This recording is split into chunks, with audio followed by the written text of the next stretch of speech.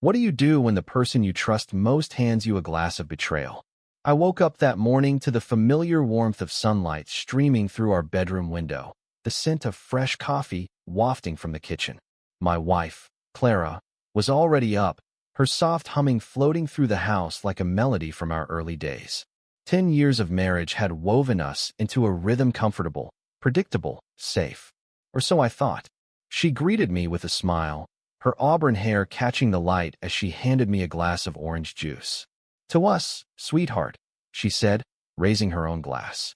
The word sweetheart lingered, sweet as the juice I sipped, unaware it would be my undoing. Clara and I had built a life in this quiet suburban home. We weren't perfect arguments over bills, late nights at work, the slow erosion of passion, but we were steady. She was the planner, the one who kept our lives tethered to order, while I, a high school history teacher, brought home stories of the past to make sense of our present. That morning, she seemed radiant, her green eyes sparkling with something I couldn't place. Was it love, nostalgia, or something darker?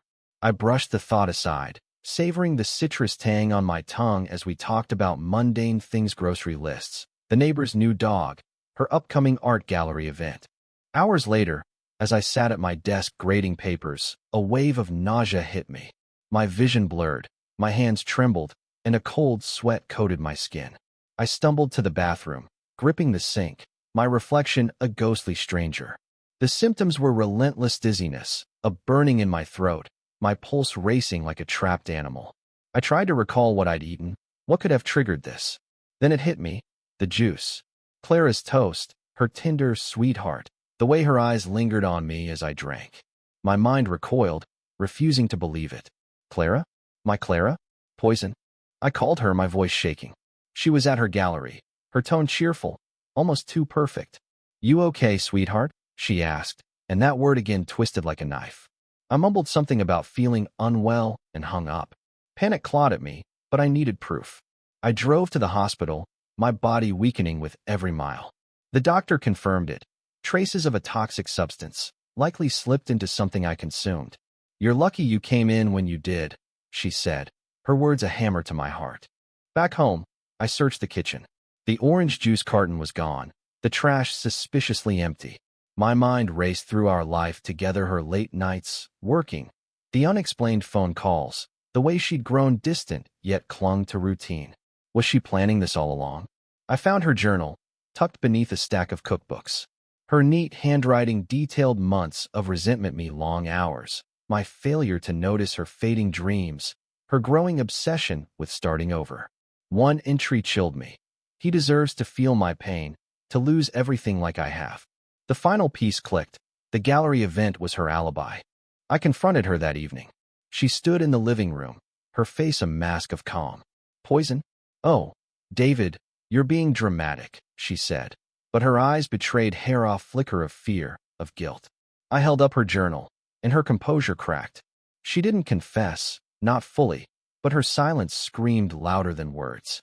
She left that night, claiming she needed space, and I let her go. What else could I do? The woman I loved had tried to kill me, and yet, part of me still ached for her. The days that followed were a fog. I filed a police report, but without the juice carton, evidence was thin.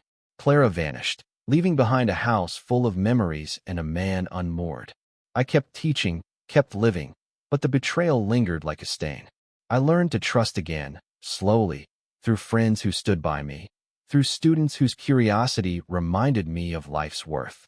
The poison didn't just attack my body. It forced me to see the fragility of love, the danger of taking it for granted. Clara was never found. Sometimes I wonder if she's out there, toasting someone else with a smile and a lie. But I survived not just the poison, but the deeper wound of her betrayal.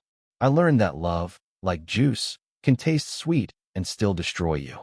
And yet, I choose to believe in second chances, in rebuilding from ashes.